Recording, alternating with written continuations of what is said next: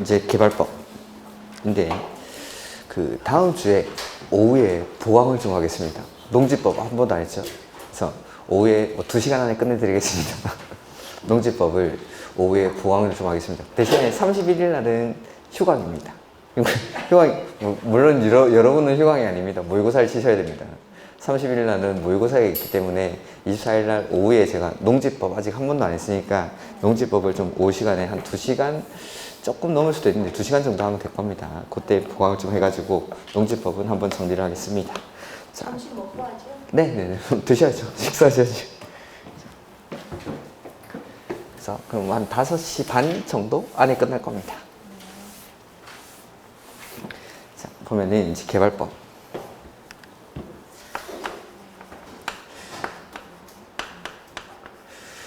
도시개발법인데 이 도시개발법은 도시군 계획 사업 중에서 도시개발 사업을 시행하기 위한 법이죠. 그래서 개발법도 도시군 계획 사업이니까 맨 처음에는 계획 만들어야겠죠. 그래서 처음에 만드는 계획이 개발 계획을 수립하고 나서 그 다음에 사업을 어디서 할지 구역을 지정을 하죠. 그 다음에 구역을 지정하고 나면 사업을 누가 할지 시행자를 정합니다.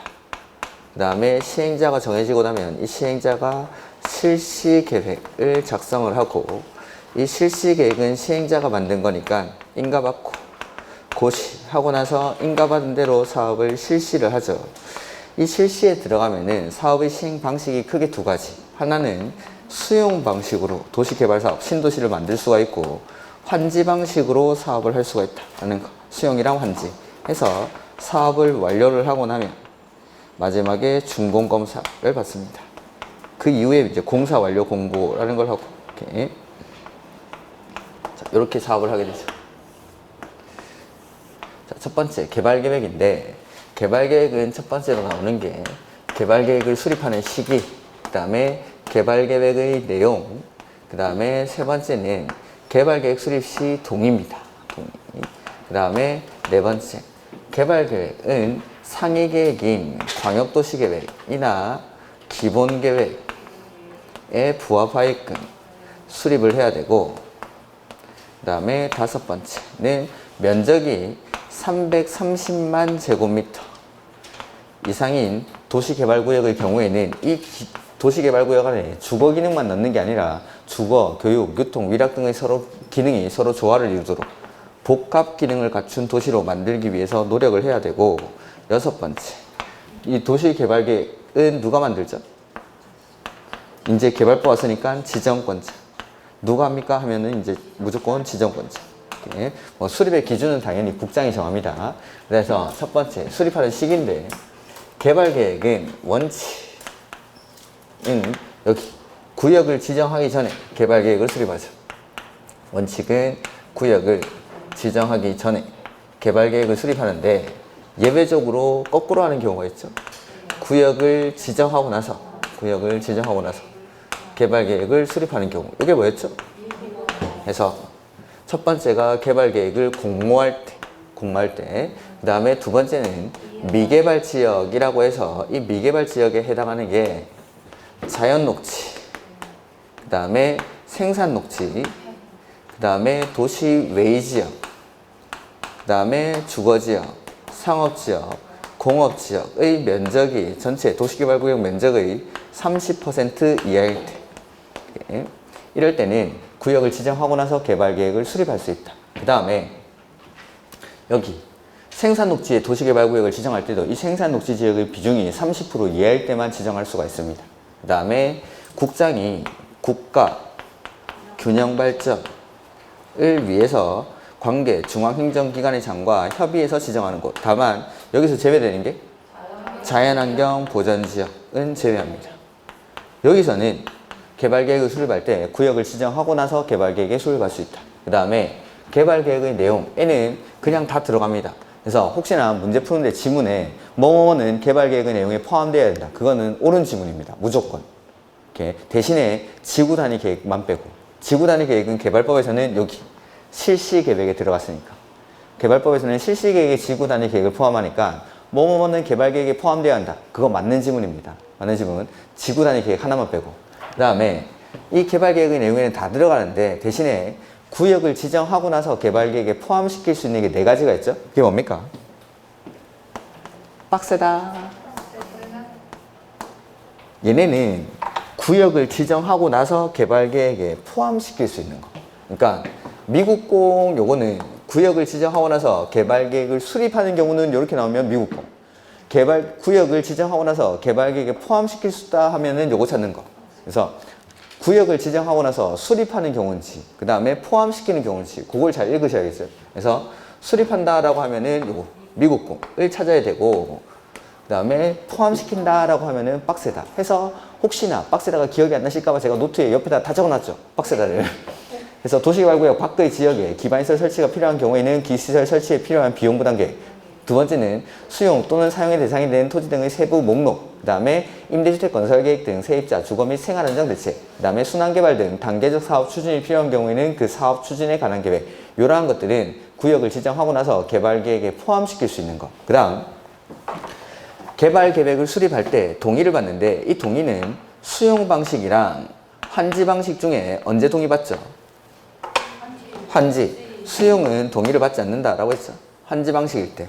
그리고 환지 방식으로 개발 계획을 수립할 때 동의를 받는데 그 동의 요건이 면적 3분의 2 이상이랑 소유자 총수 2분의 1 이상의 동의를 받죠. 다만 시행자가 국가 내지는 지자체일 때는 동의를 요하지 않습니다.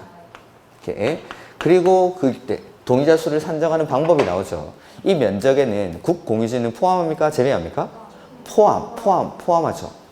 그 노트를 보고 읽으셔야지. 포함하고. 그 다음에 소유자를 산정할 때 공유일 때는 한 명. 근데 구분 소유자는 각각. 그 다음 공람 공고일 후에 소유자 수가 증가하면 사람 취급 안 하니까 공람 공고일 전에 소유자 수를 기준으로 산정하고 동의했다 처리하면 어떻게 하죠?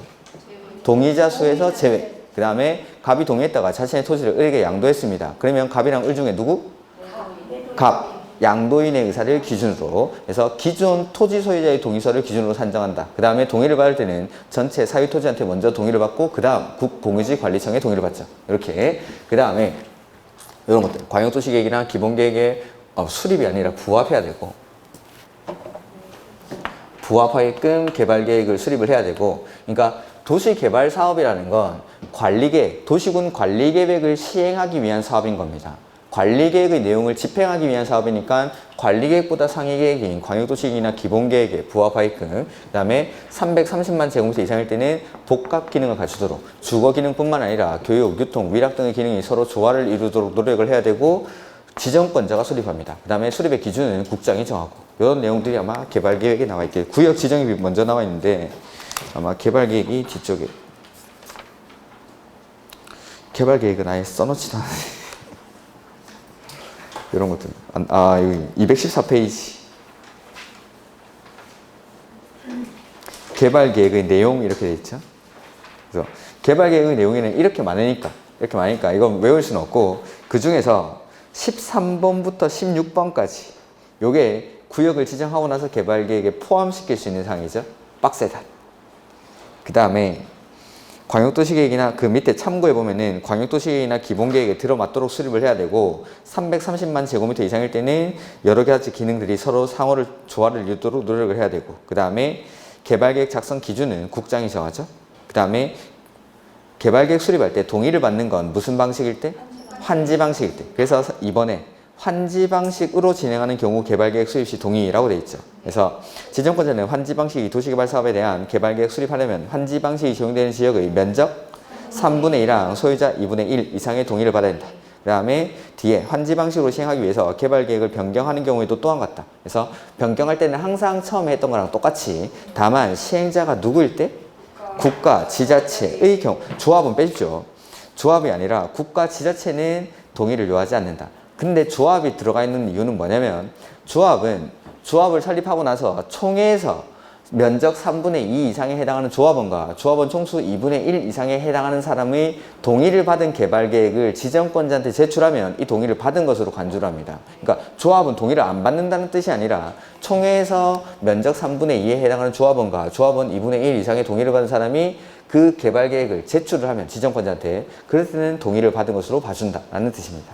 이렇게. 그다음에 동의자수 산정 방법은 뭐 방금 했던 거죠. 그래서 국공유지는 포함해서 산정하고 공유일 때는 대표하는 한 명만, 구분 소유할 때는 각각. 그다음에 공람 공고일 후에 소유자 수 증가하면 사람 아니고, 그다음에 동의를 철회하면은 동의자 수에서 제외. 그다음에 소유자가 바뀌었을 때는 기존 토지 소유자의 동의서를 기준으로 이렇게. 그다음에 이번에 박스 밖에 2번에 보면은 넘기시면 안 되는데 215페이지에 팁을 제가 지금 아직도 읽고 있습니다. 팁 215페이지의 팁에 방금 제가 읽은 거는 1번에 있는 박스를 읽은 거고, 그 박스 밖에 있는 2번 어디 보는지 모르고 있었다 이 말이죠. 박스 밖에 2번.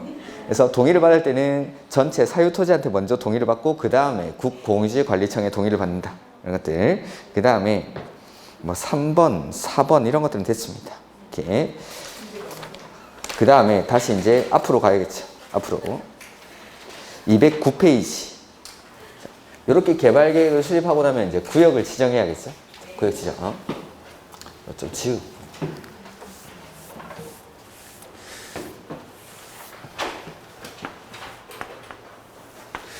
구역을 지정하는데 첫 번째는 누가 지정하는지, 두 번째는 어떻게 지정하는지, 지정하는 절차들, 그 다음에 두 번째는 어디에 지정하는지, 그 다음에 규모는 어떻게 되는지, 그 다음에 세 번째는 지정할 때 지정이 되면 어떤 효과가 발생하는지, 이 지정된 도시개발구역 안에서 개발행위는 어떻게 해야 되는지, 그 다음에 네 번째는 도시개발구역을 분할해서 지정할 수 있고 결합해서 지정할 수 있는데 이 각각의 요건들. 다섯 번째는 도시개발구역이 지정되고 나서 일정한 사유가 발생하면 이 지정된 도시개발구역을 해제합니다. 이 해제 사유들까지. 자, 누가 지정합니까? 라고 하면 뭐라고 했죠? 제요. 그거 말고 그건 국장이 지정하는 거고, 일단은 이렇게 선을 그었죠. 그래서 도시개발구역을 지정을 제안하는 사람이 있고 요청하는 사람이 있습니다. 이 제안은 아마 우리 책에는 시행자에 가면 나올 겁니다. 왜냐하면 제안을 하는 사람이 누구죠? 시행자라서. 시행자가 제안을 하는 겁니다. 도시개발사업의 시행자는 도시개발구역 지정을 제안할 수 있습니다. 누구한테? 시장, 군수, 구청장에게. 그리고 이 시장, 군수, 구청장은 시도지사에게 도시개발구역 지정을 요청합니다.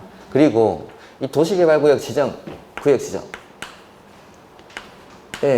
제가 이거 노트에 보면은 관리계획 결정이랑 같다라고 해놨죠. 그래서 도시개발구역을 지정하는 사람, 이 지정권자는 관리계획의 결정권자랑 똑같습니다. 그래서 원칙, 도시개발구역을 지정하는 사람은 관리계획 결정권자인 시도, 대도시까지. 시도, 대도시. 이렇게. 그리고 만약에 지정하려는 지역이 둘 이상의 시, 도, 대도시에 걸칠 때는 어떻게? 협의. 둘 이상이면 협의. 그리고 예외적으로 도시개발구역을 국장이 지정할 수가 있죠. 예외.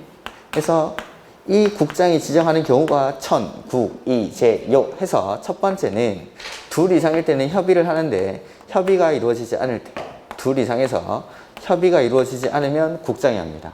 그 다음에 두 번째는 국가가 도시개발 사업을 실시할 필요가 있을 때, 세 번째는 천재지변이 발생했을 때, 그 다음에 국장에게 제안할 수 있는 사람이 있고 국장에게 요청할 수 있는 사람이 있습니다. 요걸 줄여서 제가 천, 구, 이, 제, 요 라고 한 거죠. 그래서 자, 국장한테 제안하는 경우는 공공기관이나 정부 출연기관의 장, 이 면적은 30만 제곱미터 이상으로 국가계획과 밀접한 관련이 있을 때, 이럴 때는 국장에게 제안을 하고 요청하는 건 누구? 중앙행정기관의 장. 중앙행정기관의 장이 국장에게 요청합니다. 면적은?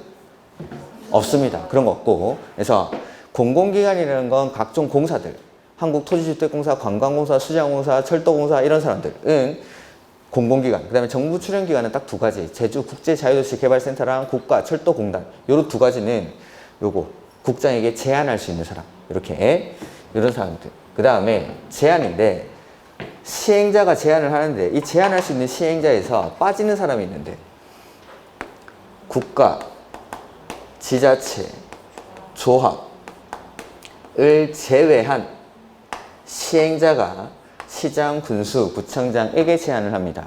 국가가 할 때는 국장이 지정하고 지자체는 요청하거나 자기가 직접 지정하고 이렇게. 그래서 조합은 아직 안 만들어져 있고 그래서 국가, 지자체, 조합을 제외한 시행자가 시장, 군수, 구청장에게 제안을 하는데 자 우리가 국계법에서도 제안을 배웠지만 제안할 때는 항상 동의를 받습니다. 이때도 민간 시행자가 도시개발구역 지정을 제안하려고 할 때는 동의 요건이 면적의 3분의 2 이상의 동의를 받아서 제안을 하죠.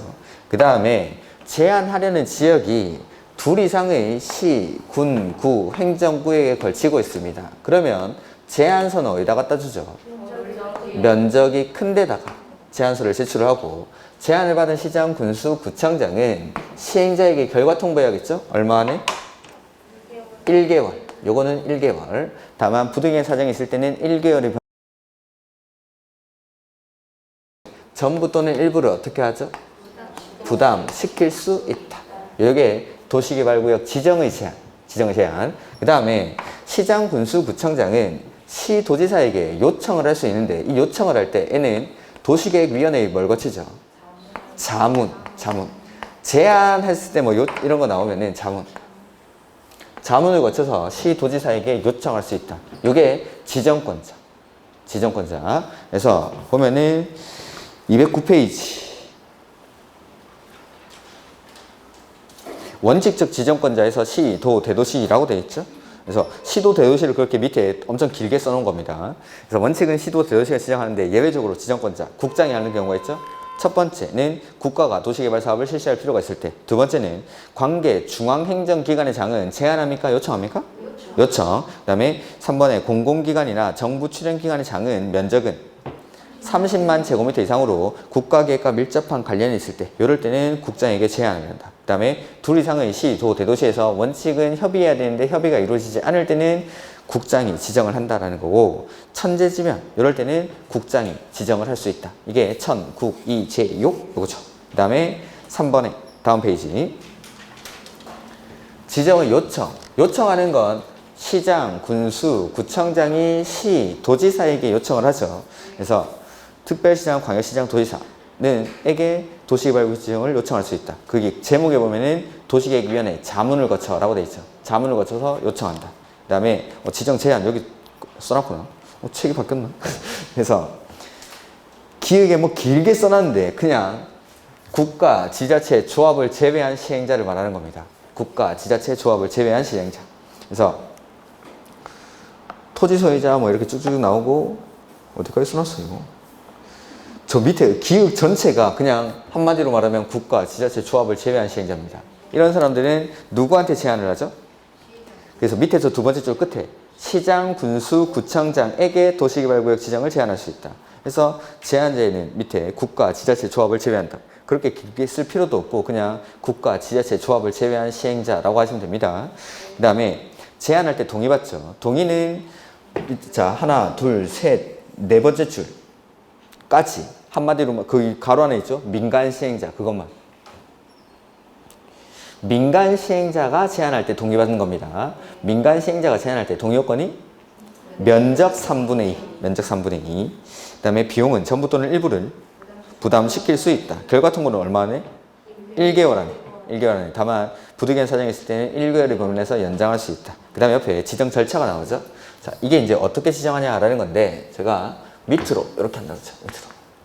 근데 지정하는 사람도 관리계 결정권자랑 똑같지만 지정하는 절차도 관리계 결정 절차랑 똑같습니다. 그래서 관리계획을 결정할 때 맨 처음에 기초조사하죠. 그 다음에 의견 듣고 그 다음에 협의하고 그 다음에 심의하고 이렇게 관리계획을 결정하듯이 도시개발구역도 이렇게 지정합니다. 그 다음 기초조사는 해야 됩니까? 할 수 있습니까? 할 수 있다. 대부분의 기초조사는 하여야 한다지만 도시개발구역 지정에서의 기초조사는 할 수 있다. 아마 세모 표시를 이렇게 해놓지 않았습니까? 제가? 어떻게? 할 수 있다. 할 수 있다. 그 다음에 의견 들을 때 관리계획에서는 열람이라고 했는데 여기서는 공람이라고 합니다. 뭐 똑같은 겁니다. 열람은 개인적으로 보는 거고 공람은 공개적으로 보여주고 오는 거고 뭐 이런 것들. 그래서 의견 들을 때 먼저 공람, 공고를 합니다. 우리 아까 동의자 수 산정 방법에서 소유자를 산정할 때 공람 공고일 후 소유자 수가 증가하는 경우 이런 거 나죠? 그 공람 공고일이거든요. 여기를 도시개발구역으로 지정하겠다라고 공람 공고를 했습니다. 일간신문이나 인터넷 홈페이지에. 그러면 전 지구인이 여기가 신도시가 만들어질 걸 다 알고 있는데 그 뒤에 소유자 수가 증가하는 거죠. 걔네들은 사람 취급하면 안 되겠죠. 이렇게. 그래서 요 공람 공고일 후. 공람 공고를 하고 나서 주민한테 의견을 낼 때는 대부분 며칠이죠? 14일 이상 공람을 시켜줍니다. 그리고 나서 공람 기간 안에 의견이 있는 사람은 의견을 제출하면 되겠죠. 의견서를 제출할 수 있고. 그리고 이 의견에 대해서 결과 통보하는 기간이 여기는 30일. 참고로 관리계획에서는 이게 60일이었습니다. 60일. 30일 내에 결과 통보를 해줍니다. 그 다음에 이 의견 청취 절차에서 숫자가 2개가 나오는데, 자, 공람 공고 하는데, 원래는 일간신문이랑 인터넷 홈페이지에 합니다. 근데 면적이 좀 작을 때 얼마 미만이죠? 10만 미만일 때는 뭘 안 하죠? 일간신문에 공고를 하지 않고 인터넷 홈페이지에만. 그 다음, 공청회는 필요한 경우 개최할 수 있는 게 원칙이지만 면적이 얼마 이상일 때? 100만 제곱미터 이상일 때는 공람 기간이 끝난 후 공청회를 반드시 개최합니다. 이렇게. 그 다음에 협의심의는 시도 대도시가 할 때는 지방이랑 국장이 할 때는 중앙이랑 하는 건 당연한 건데 이 협의를 국장과 하는 경우가 있습니다. 면적이 얼마 이상일 때? 100만 이상일 때. 그 다음 국가계획과 관련돼서 도시개발구역 지정이 필요할 때는 협의를 국장과 합니다. 이렇게 이런 것들이 지정의 절차 해서 보면은 기초조사의 옆에 보면 임의적 사항이라고 돼 있죠? 임의적 사항. 그 다음에 공람 또는 공청회 해서 주민과 관계 전문가의 의견 청취해서 공람은 14일 이상. 그 다음에 공청회 개최 100만 이상일 때는 의무사항. 그 다음에 공람 절차사항 일간신문에 공고하여야 하나 면적이 10만 제곱미터 미만일 때는 일간신문에 공고하지 않고 인터넷 홈페이지에만 공고를 할 수가 있죠. 그 다음에 협의는 지정권자와 관계 행정기관장 뭐 이렇게 되는데 그런 건 됐습니다. 근데 협의를 여기를 안 써놨는데 면적이 100만 제곱미터 이상이거나 국가계획과 관련돼 있을 때에는 협의를 국장과 합니다. 국장과. 그 다음에 뭐 심의는 국장일 때는 중앙, 지방일 때는 지방. 그 다음에 지정하고 나면은 뭐 고시해주고, 그 다음에 효과는 뒤에 이제 제가 좀 이따 설명드릴 겁니다. 그 다음에 뭐 공람을 시켜준다라는 거죠. 그 다음에 여기는 도시개발구역 지정 효과가 먼저 나와 있는데, 다음 페이지. 213페이지 먼저 보죠. 213페이지. 자, 이게 이제 누가 지정하는지, 어떻게 지정하는지고, 어디에 지정하냐라는 건데, 도시개발구역은 제요 밑으로 해서 여기다가 지정을 하는데, 여기가 우리나라 어딘가에 지정을 하겠죠. 근데 이걸 나눠보면은 크게는 도시지역이랑 비도시지역 이렇게 구분을 합니다. 도시지역에 도시개발구역을 지정할 때는 주거지역, 상업지역, 자연녹지, 생산녹지는 얼마? 1만 제곱미터 이상 일대 도시개발구역으로 지정할 수 있고, 공업지역은 3만 이상 제곱미터 이상. 그 다음에 비도시지역은 원칙 30만 제곱미터 이상인데 아파트나 연립주택 건설 계획이 포함된 경우로서 초등학교 용지를 확보하고 도시개발구역으로부터 도로로 연결되어 있거나 4차로 이상의 도로 설치 계획이 있을 때는 10만 이상 일대에 지정을 할 수가 있다. 요게 도시개발구역 지정을 어디에 하는지, 그리고 그때 규모는 어떻게 되는지. 그 다음 요 중에서 여기 자연녹지, 생산녹지, 비도시지역 이런 곳은 아직 개발이 되지 않은 곳입니다. 여기를 제가 묶어서 미개발 지역 이렇게 불렀죠. 이런 미개발 지역들은 무조건 면적이 된다라고 지정하는 건 아닙니다. 해서 추가적으로 계획 수립 여부를 따지는데, 자연녹지, 생산녹지, 비도시 지역에서 만약에 광역도시계획이나 기본계획이 수립되어 있을 때에는 계획대로 합니다. 즉 광역도시계획이나 기본계획상 개발이 가능한 지역만 도시개발구역으로 지정할 수 있고, 계획상 개발이 안 되는 곳은 지정을 할 수가 없습니다. 면적이 된다 하더라도. 근데 광역도시계획이나 기본계획이 수립되지 않았을 때에는 계획대로 할 수 없으니까 용도 지역의 개념상 개발이 가능한 곳. 그래서 자연녹지랑 생산녹지 중에 어디가 개발이 되죠? 그래서 자연녹지. 그 다음에 비도시 지역 중에 가장 개발이 되는 곳이 계획관리. 그래서 계획이 없으면 자연녹지랑 계획관리 지역에만 도시개발구역을 지정할 수 있다. 이렇게. 그 다음 이러한 면적이라든지 계획 수립 여부에 관한 기준을 싹 다 무시해버리는 곳이 있습니다. 무슨 지구 이렇게 붙어버리면은 이 위에 있는 기준을 다 무시합니다. 그래서 첫 번째가 취락지구, 두 번째는 개발진흥지구, 그 다음에 세 번째는 지구단위 계획구역, 그 다음에 네 번째는 국가균형발전을 위해서 관계 중앙행정기관의 협의해서 지정하는 곳. 근데 여기서도 자연환경 보전지역은 제외합니다. 이런 데서는 요 네 군데에서는 위에 있는 면적이랑 계획 수립 여부에 관한 기준을 적용하지 않겠다라는 겁니다. 그리고 이게 이제 어디에 지정하는지, 그 다음에 규모는 어떻게 되는지, 그 다음에 이런 데다가 이제 도시개발구역을 지정하는 거죠. 그때 이제 212페이지에 나오는 게 도시개발구역 지정의 효과. 자, 이렇게 도시개발구역이 지정이 되면은 여기를 뭘로 봐주죠? 도시지역이랑 지구 단위 계획 구역으로 결정, 고시된 것으로 간주를 한다. 이게 도시개발구역 지정 효과죠. 도시지역이랑 지구 단위 계획 구역으로 결정, 고시된 것으로 본다. 단, 어디선 그렇지가 않죠. 취락지구랑 지구 단위 계획 구역, 도시지역 외의 지구 단위 계획 구역에서는 그러하지 아니하다. 여기는 원래부터 처음부터 도시개발구역으로 지정되기 전부터 개발하려던 지역입니다. 개발하려던 지역이니까 도시개발사업으로 하지 말고 취락지구 개발사업이라든지 지구 단위 계획에 따라 그 지역에 맞게끔 개발을 하라는 거죠. 도시개발사업으로 하지 말고. 그래서 여기서는 도시개발구역의 지정 효과가 발생하지 않는다. 그 다음 이렇게 지정된 도시개발구역 안에서 내가 건물의 건축, 공작물의 설치, 토지의 형질 변경, 토속 채취, 토지의 분할, 물건을 쌓아놓는 행위, 중목의 벌채 및 식재 하려고 합니다. 누구한테 허가받죠? 특광시군. 허가권자는 특광시군입니다.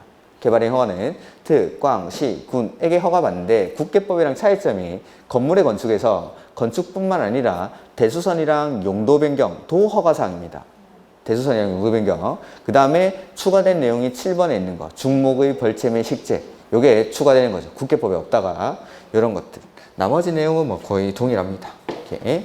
그래서 나머지 내용 보면은 뭐 213페이지에 뭐 규모랑 뭐 면적 제한의 예외 지역 이런 것들 말씀드렸고, 그 다음에 212페이지 지정권자가 이제 고시한다라는 거고, 그 다음에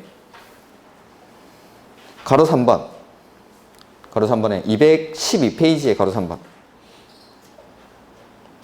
그래서 도시개발구역이 지정고시가 되면 여기를 도시지역이랑 지구단위 계획구역으로 결정, 고시된 것으로 간주한다. 가로 안에 보면 단 국계법에 따른 취락지구랑 지구단위 계획구역은 그러하지 아니하다라고 되어 있죠. 그 다음에 지형도면은 사업 시행기간 안에 하면 됩니다. 그러니까 자, 도시개발구역이 지정되면 여기를 도시지역이랑 지구단위 계획구역으로 봐주죠.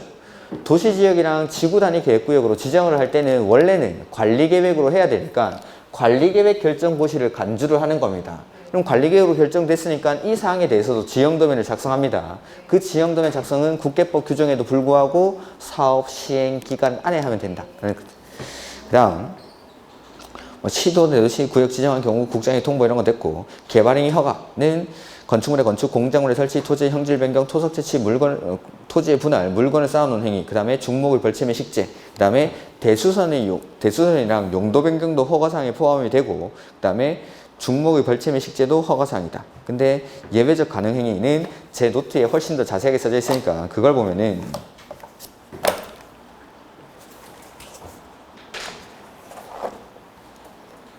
(21페이지에) 나와 있죠.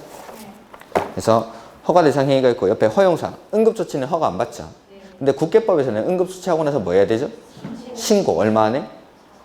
1개월 안에 신고를 해야 되는데 여기는 신고도 필요가 없다는 거.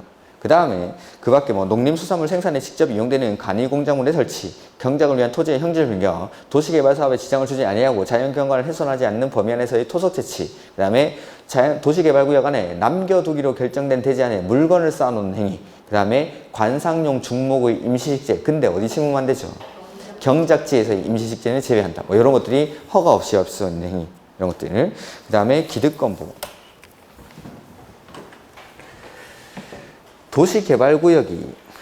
도시개발구역이 지정될 당시에 구역 지정. 이 될 당시에 나는 이미 사업이나 공사에 착수를 했는데 이 사업을 계속하고 싶습니다. 어떻게 하면 되죠? 얼마 안에? 30일 내에 신고하고 계속할 수 있다. 30일 내에 신고. 오케이. 근데 우리 국계법에서 했던 건 관리계획 결정 당시 이미 사업이나 공사에 착수한 사람은 그냥 관계없이 사업이나 공사를 계속할 수 있다. 다만 시가와 조정구역이나 수산자원 보호구역에서는 3개월 내에 신고. 3개월 내에 신고. 근데 도시개발구역이나 정비구역 지정 당시에 사업이나 공사에 착수한 사람은 원칙이 30일 내에 신고. 이게 기득권보호. 그 다음에 뭐 분할이나 결합은 어딘가 나와 있을 것 같은데 도시개발구역을 지정할 때는 분할해서 지정할 수 있고 결합해서 지정할 수 있습니다. 분할할 때 얼마라고 했죠? 1만. 결합할 때 1만. 분할할 때도 1만, 결합할 때도 1만. 이렇게 해서 분할할 때는 분할되고 나서 각각의 면적이 1만 제곱미터 이상이어야 합니다. 왜냐하면 도시개발구역으로 지정할 수 있는 최소 규모가 여기 1만 제곱미터니까. 분할 후 각각의 면적이 1만. 결합할 때는 1만 제곱미터 이상인 지역이 하나 이상은 반드시 포함이 돼야 된다라는 게 그 1만의 뜻이죠. 그 다음에 해제 사유. 실시계획 나오면 얼마였죠? 3년. 실시계획 3년, 개발계획 2년 해서 자, 목차에서 한번 해보죠. 구역을 지정하고 나서 후속 조치들이 안 따라붙으면 이 지정된 도시개발구역을 해제를 하는 겁니다. 그래서 구역 지정하고 나서 실시계획 인가 신청은 얼마까지? 3년. 그래서 실시계획 나오면 3년이라는 말이 구역 지정 후 실시계획 인가 신청을 3년 안에 안 하면 3년이 되는 날이 다음 날에 지정된 도시개발구역 지정은 해제된 것으로 본다. 그 다음에 사업 다 끝나고 나면 도시개발구역 해제해야 됩니까? 네. 사업 끝나면 해제해야죠. 개발 사업이 해야, 도시개발구역의 역할이 끝났으니까. 그래서 공사 완료 공고일의 다음 날에도 해제가 됩니다. 다만 환지 방식으로 할 때는 환지 처분 공고일의 다음 날에 해제가 됩니다. 그 다음 미국국일 때는 이제 거꾸로 하죠. 미국국일 때는 구역을 지정하고 나서 개발계획을 수립해야겠죠. 요거는 2년. 그리고 개발계획 수립하고 나서 실시계획 인가 신청은 똑같이 3년.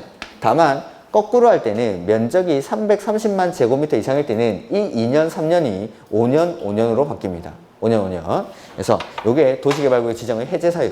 그래서 보면은 해제 시기 해서 모두 다음 날에 해제됨이라고 되어 있는데 구역 지정 고시하고 나서 뒤에 실시계획 보입니까? 실시계획인가 신청? 네. 실시계획 나오면은 3년. 그러면은 그 3년이 된 날이 다음 날. 그 다음에 완료 후, 이건 뭔 말이야?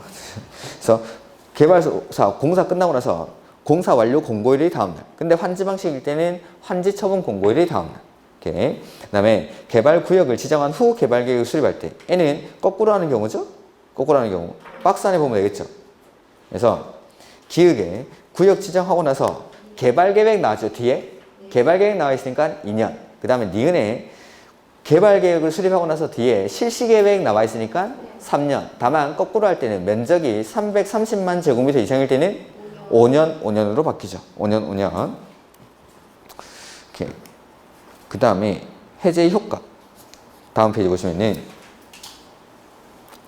도시개발구역 지정이 해제가 되면은 이 지역을 이전의 용도지역으로 환원되거나 폐지된 것으로 본다. 이게 그냥 무슨 말이냐면은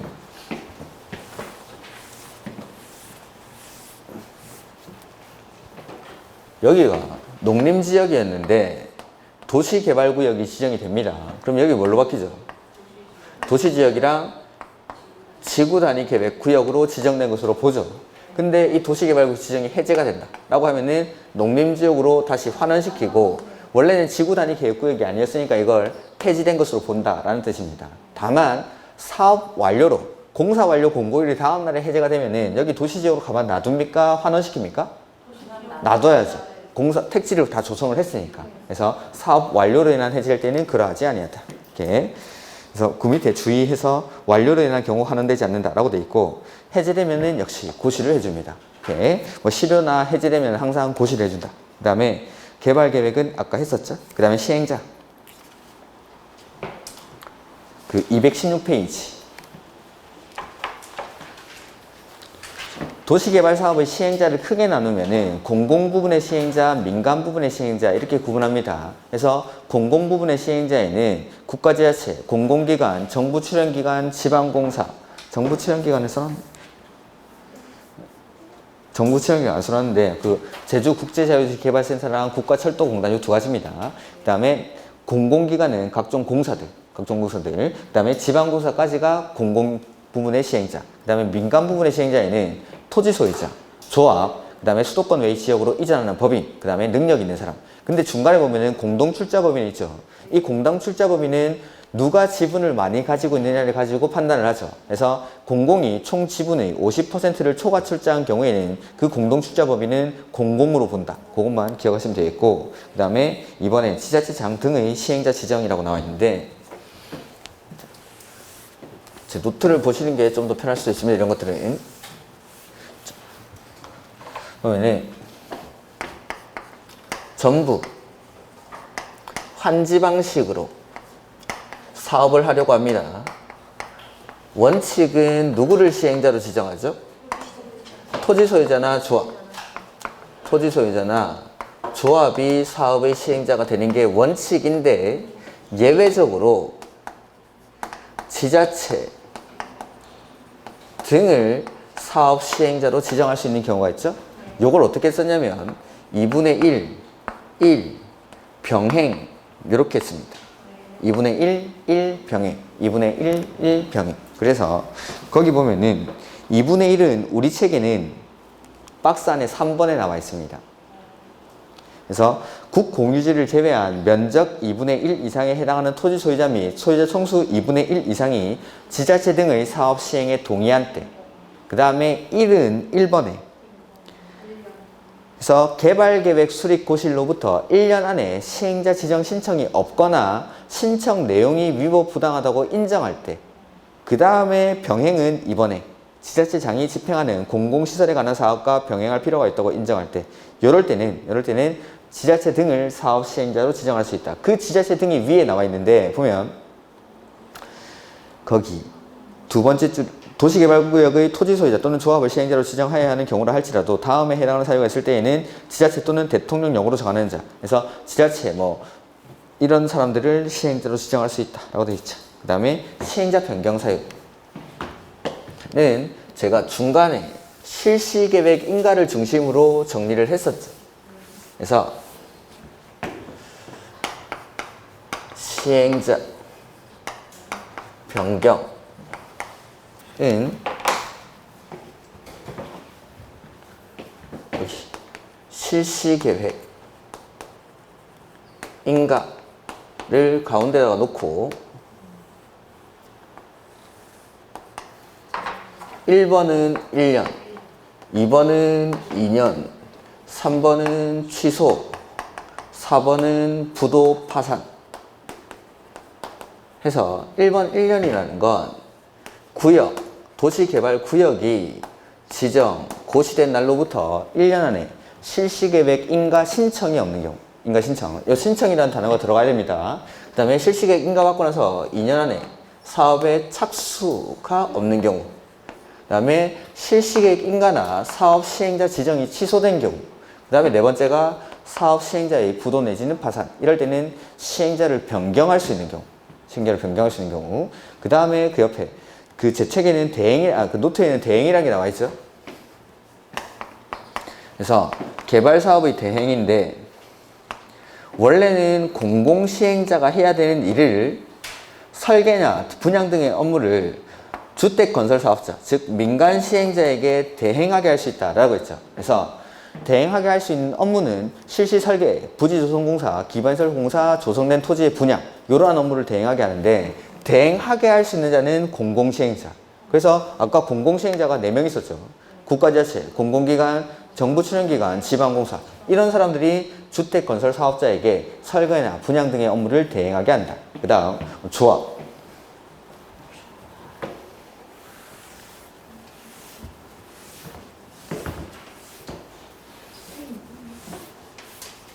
네? 책은 217페이지 그냥 쭉 보고 있는데 막 여러 페이지 넘기고 하실 필요 없습니다. 그냥 쭉 따라오시면 됩니다. 217페이지. 그다음에 뭐 노트드 바로 DH. 개발법에서 조합을 만들려고 합니다. 몇 명이 모이죠? 7명. 7인 이상의 토지 소유자가 모여가지고 맨 처음에 뭘 하죠? 정관을 작성합니다. 이 정관을 작성을 해서 이제 조합 설립 인가를 신청을 하겠죠. 조합 설립 인가 누구한테 신청하죠? 지정권자. 에게 조합 설립 인가를 신청하는데 이 인가를 신청하기 위해서는 역시 동의를 받아야 됩니다. 이 동의 요건이 면적 3분의 2 이상이랑 소유자 총수 2분의 1 이상의 동의를 받아서 조합 설립 인가를 신청하죠. 이게 아까 개발계획 수립할 때의 동의 요건이랑 똑같이, 그 다음에 동의자 수 산정하는 방법도 개발계획에서 했던 거랑 똑같이 이렇게. 그 다음에 인가를 받으면 조합이 성립하는 게 아니라 뭐 해야 되죠? 법인이기 때문에 등기를 해야 비로소 사람이 되죠. 사람이 뭐에 해당하는 총회. 총회는 누구로 구성하죠? 조합원들. 조합원이 될 수 있는 사람은 토지 소유자. 개발법에서는 이 토지 소유자가 조합원이 되죠. 그러면 조합 설립에 반대한 사람도 조합원이 될 수 있습니까? 네. 미성년자도 조합원이 될 수 있습니까?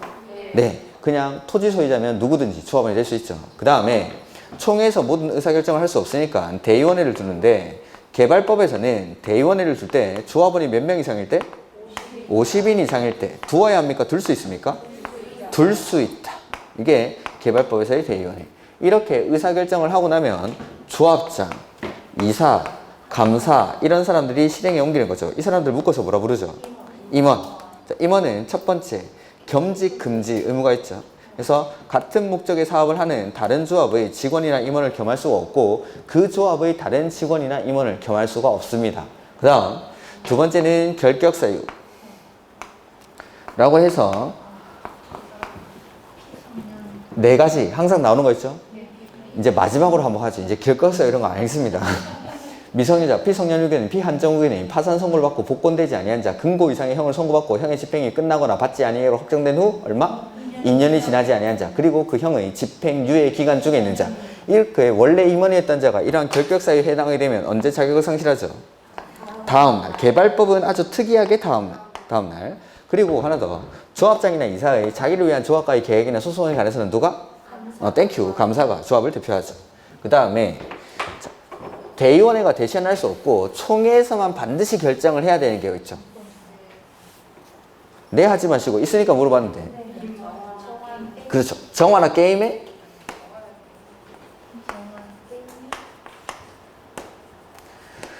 정은 정관, 화는 환지 계획, 그 다음에 개는 개발 계획, 그 다음에 임은 임원의 선임, 그 다음에 해가 조합의 합병 내지는 해산, 그리고 환지 계획이나 개발 계획의 경미한 변경은 제외합니다. 그 다음 해산의 경우 청산 절차가 완료된 이후에 해산하는 경우도 제외한다. 이렇게 이런 정도. 이게 이제 뭐 개발법의 이제 조항이죠. 그 다음에 거기 보면은 나머지는 다 말씀을 드렸고 1번에 조합 넘기지 마시고 217페이지 조합원회 1번 보면은 토지 소유자가 조합원이 되죠. 그리고 뭐 미성년자도 되고 그 다음에 결격사유에 해당하면은 다음날 임원은 자격을 상실, 그죠? 조합의 임원은 되지 못하며 미성년자 이런 거 그 뒤에 있는 말은 이상 보지 마십시오. 그 다음에 조합의 임원은 그 조합의 다른 임원 또는 직원을 겸할 수 없음. 이게 겸직 금지 의무고, 그 다음에 뭐 임원의 결격사유 나와 있고, 조합원의 권리 의무. 자, 조합원은 면적에 비례해서 의결권을 가집니까? 평등한 의결권을 가집니까? 평등한 의결권. 그래서 공유일 때는 의결권을 몇 장 주죠? 한 장. 구분 소유자는 각각 의결권이 있고 공람 공고 후에 소유자 수가 증가하면 걔네들 사람 아니죠. 그래서 의결권도 없다. 뭐 이런 것들. 그 다음에 뭐 총회, 대의원 이런 거 됐고 경비 부담 뭐 이런 것도 됐고 됐습니다. 그 다음에 실시계까지 한번 보면은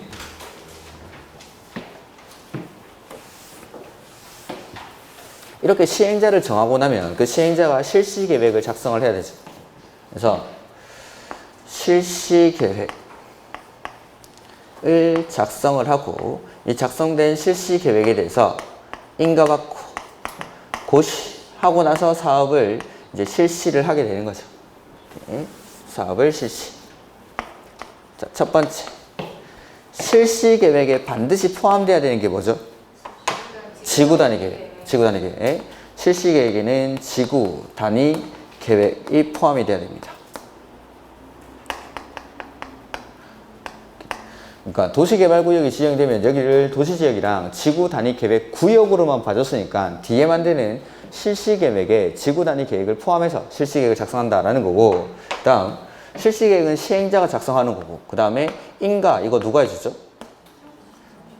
지정권자. 지정권자. 그 다음에 세 번째, 시행자가 만약에 지정권자면 실시 계획을 인가 받을까요? 받지 않을까요? 안 받죠. 그래서 시행자가 지정권자인 경우에는 실시 계획을 작성합니다.